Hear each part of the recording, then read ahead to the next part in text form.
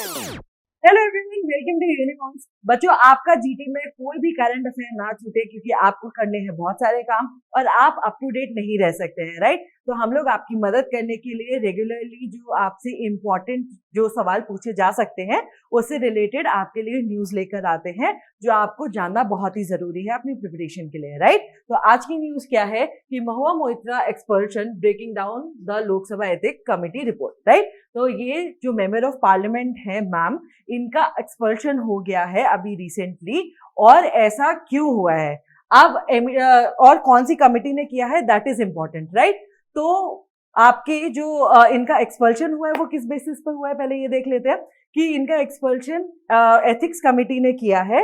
और इनको ऐसा मतलब एलिगेशन है इनके ऊपर कि बिजनेसमैन है एक बहुत ही नोन, उनसे ब्राइब लेने का, गिफ्ट्स के फॉर्म में उनसे फेवर लेने का इन्होंने एड्रेस किया है पार्लियामेंट में उनके क्वेश्चंस, और उसके बदले में फेवर्स लिए हैं, गिफ्ट्स लिए हैं, राइट। तो इसके ऊपर एथिकल कमिटी ने सवाल उठाया है कि ऐसा क्यों, क्योंकि ये जनता की सेवक है, तो इन्होंने ऐसा काम क्यों किया है, ठीक है। ब्राइबरी लेना तो इट्स नॉट गुड, राइट। तो ये क्यों होता है कि भाई हमारे जो मेंबर ऑफ पार्लियामेंट होते हैं उनके पास कुछ ऐसे प्रिविलेजेस होते हैं और ऐसी कमिटीज होती हैं जो उन्हें एक्स्ट्रा कुछ राइट्स और प्रिविलेजेस देती हैं जिन्हें वो एंजॉय करते हैं, राइट। तो इस न्यूज से हमें ये तो पता चलता ही है कि ऑब्वियसली कौन सी मेंबर ऑफ पार्लियामेंट, उनका नाम पता चलता है, लेकिन इससे हमें ये जानना बहुत ही जरूरी है कि कौन से ऐसे प्रिविलेजेस और कमिटी है जो पार्लियामेंट में इंपॉर्टेंट है और वो उभर कर आ सकती हैं टाइम टू टाइम, और उसके ऊपर बेसिस में आपके क्वेश्चन भी आ सकते हैं, राइट। तो पहले हम देख लेते हैं अबाउट द प्रिविलेजेस कि क्या प्रिविलेजेस होते हैं ऐसे जो मेंबर ऑफ पार्लियामेंट को मिलते हैं। Parliamentary privileges are special rights or immunity and exemptions enjoyed by two houses of parliament and their committees and their members, right? तो अभी जैसे कि मैंने बोला कि डिफरेंट कमिटीज भी होती हैं, वो हम आगे देखेंगे। तो ये कुछ ऐसे स्पेशल राइट्स होते हैं जो ये लोग इम्यून्स होते हैं, जो इंजॉय करते हैं।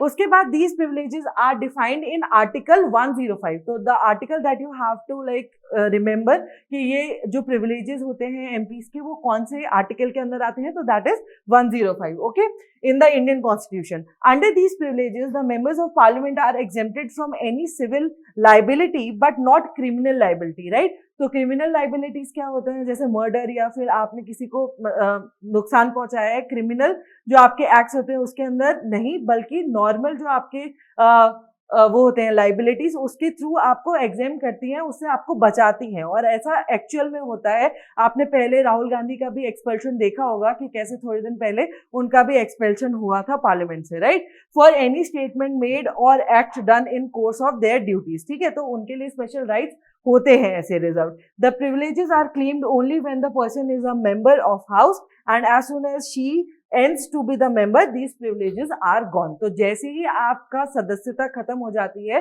इन दो पार्लियामेंट्री हाउसेस से, तो आपको ये प्रिविलेजेस नहीं मिलते हैं। तो ये क्या है, इम्यून प्रिविलेजेस है। आर्टिकल कौन सा हमें याद रखना है इससे, 105, जिससे ये प्रिविलेजेस हमें गवर्नमेंट की तरफ से मिलते हैं पार्लियामेंट्री मेंबर्स को, दोनों जो आपके हाउसेस है उनके मिलते हैं। अब बच्चों, आपकी जो कमिटीज होती हैं वो दो टाइप की होती हैं। फर्स्ट है आपकी स्टैंडिंग कमिटी और सेकंड होती है आपकी एडहॉक कमिटीज, राइट। तो स्टैंडिंग कमिटीज में भी बहुत सारी कमिटीज होती हैं, जैसे कि फाइनेंशियल कमिटी, उसके अंदर 3 कमिटीज होती हैं। These are very important committees, आप ध्यान से देखिए क्योंकि इसके ऊपर सवाल भी आया है about committee on public undertakings, ठीक है, और एस्टिमेट कमिटी पे भी सवाल आया है आपका। तो इसके अंदर आपका ये जो फाइनेंशियल कमिटी है उनके नाम आपको याद होने चाहिए। फर्स्ट है आपका public account committee, estimate committee and committee on public undertaking. तो मैंने क्या बताया कि पास्ट में आपका किसके ऊपर सवाल आया है, एस्टिमेट कमिटी के ऊपर, राइट। उसके बाद जो नेक्स्ट है आपका वो है कमिटी टू इंक्वायर। इसके अंदर 3 कमिटीज हैं, committee on petitions, committee of privilege, और जिसकी हम बात कर रहे थे that's why I highlighted it, ethics committee, जिन्होंने इस केस में आगे आकर जो क्वेश्चंस उठाए हैं जिसकी वजह से ये एक्सपल्शन हुआ है, राइट। तो हमें एथिक्स कमिटी याद रखना है कि वो कमिटी टू इंक्वायर में फॉल इन करती है। उसके बाद कमिटीज ऑफ स्क्रूटिनी, जिसके अंदर आपकी गवर्नमेंट एश्योरेंस, सबऑर्डिनेट लेजिस्लेशन, और आपकी committee on papers laid on the table, welfare of SC/STs, empowerment of women and joint committee of office profit आता है। ये किसके अंदर आता है? स्क्रूटिनी ऑफ कंट्रोल के ऊपर। ठीक है, ये देख रहे हैं आप स्क्रीन पे, इसके अंदर ये फॉल करता है। उसके बाद आती है आपकी committees relating to day to day business house. इसके अंदर भी आपकी 4 कमिटीज हैं, ये आपको दिख रही है आपके स्क्रीन पर, राइट। उसके बाद लास्ट है हमारी हाउस कीपिंग कमिटी।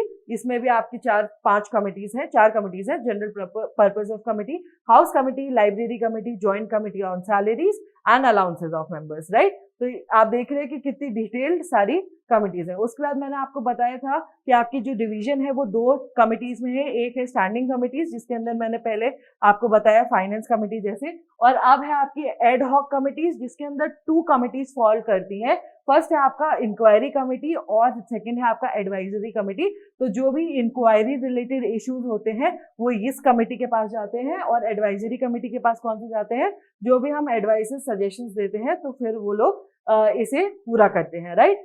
तो हम लोगों ने देखा कि आपकी बहुत डिफरेंट टाइप की कमिटीज हैं, लेकिन हमें स्पेशली कौन सी याद रखनी है? हमारी स्टैंडिंग कमिटीज याद रखनी है, और स्टैंडिंग कमेटी में भी कौन सी याद रखनी है? कमिटी इन फाइनेंस याद करनी है। ओके, बाकी आपको और इस पर कुछ डिटेल चाहिए तो let me know in the comment section and I will surely take care of it. Well, अभी के लिए इतना ही।